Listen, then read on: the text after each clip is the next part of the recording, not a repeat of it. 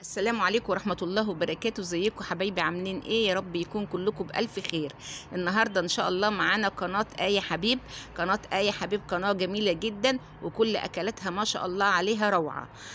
آية حبيب هتقدم لنا ايه النهاردة؟ هتقدم لنا الكشري المصري الاصلي. يلا بينا نشوف آية حبيب قدمت لنا الكشري المصري ازاي.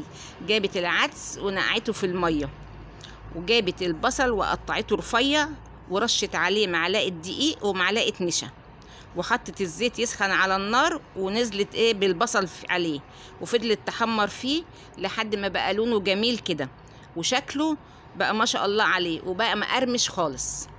دلوقتي البصل بقى مقرمش وجميل معانا. الزيت بتاعه هتكمل بيه الكشري.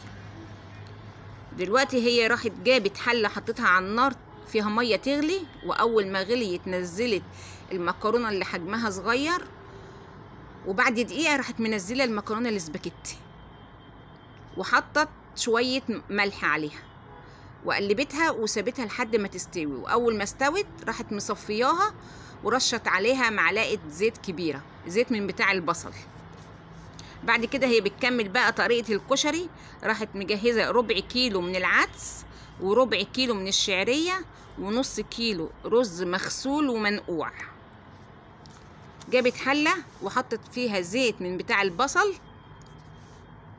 وراحت نازله بالشعريه لحد ما الشعريه تتحمر كويس، وراحت نازله بالرز وفضلت تقلب فيهم كويس. وبعد كده راحت نازله بالعدس وفضلت تقلب فيهم كويس كلهم مع بعض. لو محتاج شويه زيت حط شويه زيت، وفضلت تقلب فيهم لما تحس كده ان هما اتحمصوا مع بعض. وراحت نازله بملح وفلفل وشويه كمون، وقعدت تقلب فيهم كويس برضك. وراحت جايبه كوبايه وحطت فيها مكعب مرقه خضار، وراحت ساقيه بيها الرز والعدس، وراحت نازله بالميه المغليه عشان تكمل سوى الرز. بس الميه المغليه ما تكونش كتير، يا دوبك تكوني انت شايفه الرز عشان ما يعجنش معاكي. وراحت مهديه عليه، مهديه النار عليه، وراحت مغطياه. هتبدا تعمل الصلصه عملتها من الثوم المفروم والكمون والكزبره.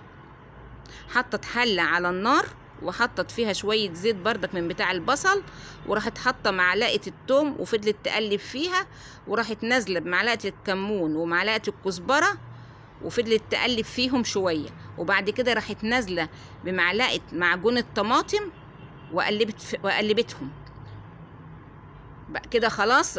راحت نازله بعصير الطماطم، وراحت حاطه معلقه ملح ورشه سكر.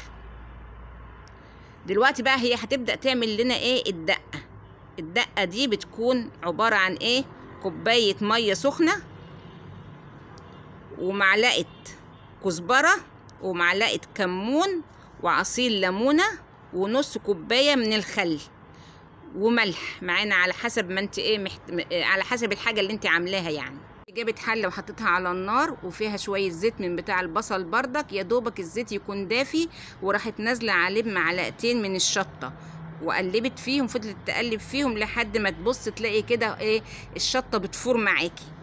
راحت نازله عليها بتلت كوبايه من الدقه ونص كوبايه من الصلصه. وراحت جابت علبه من الحمص الجاهز وغسلتها.